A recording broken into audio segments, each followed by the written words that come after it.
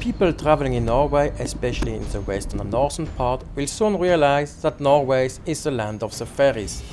This video will tell you everything you need to know about them.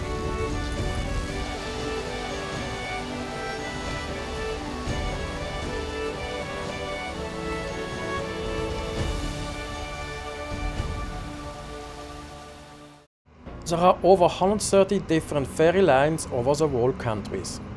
The ferry lines are integrated in the road and will show like that in the map. Most lines are commissioned by the state and operated by private companies. The prices are managed by the states. Exception are seasonally operated tourist lines. This video covers the ferries within Norway, not the one going to Sweden, Denmark, Germany and the Netherlands.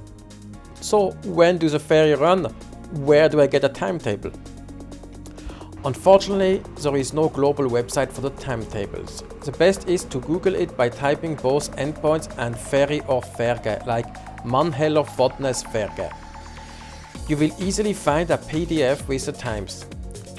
The most important lines will go 24/7, but with reduced interval during night.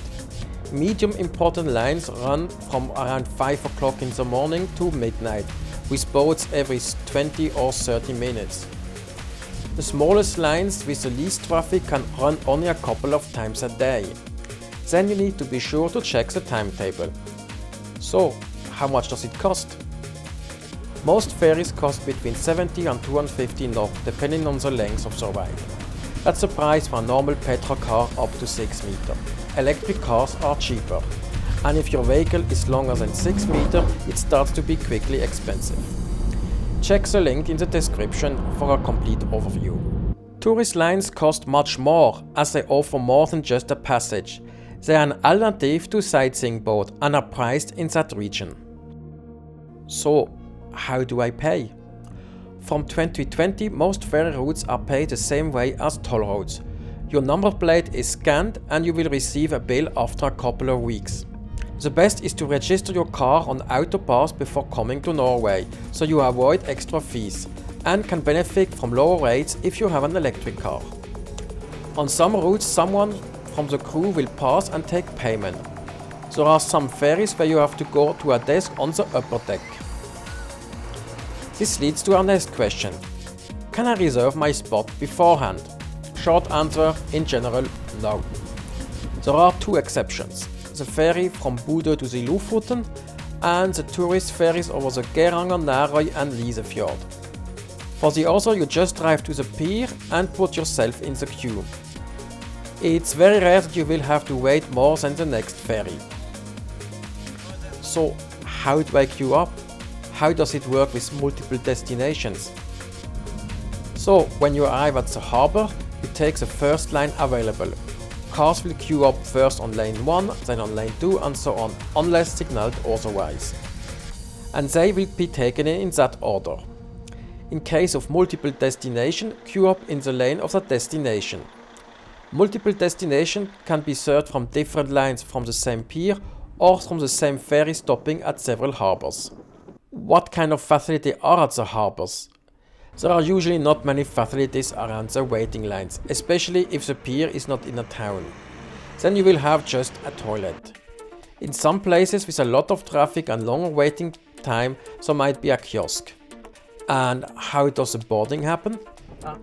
When the ferry is ready, the crew will make a sign that you can drive on the ferry. They will advise you to drive on a certain lane on the ferry depending on the size of your vehicles. On ferry stopping at multiple destinations, you might be asked to turn your car around, so you can quickly exit on arrival. This is done by either doing a lap of honor on the ferry deck or by driving backwards on the ferry. In case you have problem with that, you should train at home before coming to Norway. It might also be useful on small mountain roads. RVs and caravans need to close their propane system before boarding. When parking the car, be sure to put the handbrake and leave it in gear or in pay mode. Some ferries have ramps to access lower and upper car decks, which are also used to park cars in case of heavy traffic. If you are in one of these, be sure that your handbrake is tightened. You don't want your car to roll when the ramps are moved. What happens while being on board? You should leave your car. On short trips you can go to the upper deck and enjoy the views. Some ferries sell coffee, waffles and hot dogs, usually on the longer routes. You will also always find a toilet. Some newer ferries have closed car decks. These are usually found in the north and on longer routes. Some cars have very sensitive car alarms which will trigger due to the movement of the ferry. They will go off all the time and will piss off everybody on board. If your car does that, disable the alarm or leave the car open. And when arriving, there will be a message when you should go back to your car. Then the ferry docks, you will feel when it made contact. If you are in the front, you should turn on your car now. The door opens and you get a sign from the crew when to disembark the ferry. You might be shocked how fast Norwegians drive off the ferry. If you intend to drive slowly and enjoy the views, let the other cars pass after the ferry.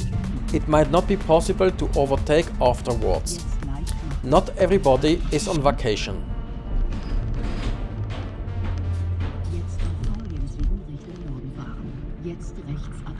Fun fact, ferries are usually named after nearby geographical features. In recent years, some of the most important routes were replaced by tunnels or bridges. These large ferries were then moved to other routes in the country which required larger ferry, and the one previously running on that route moved somewhere else. So, as an example, the ferry Ryfylke, which ran between Stavanger and Tau, was moved to the end of Sonjefjord between Manneler and Fotnes, after the tunnel between Stavanger and Tau was opened. So that's it. If you have any questions, then write them in the comments below.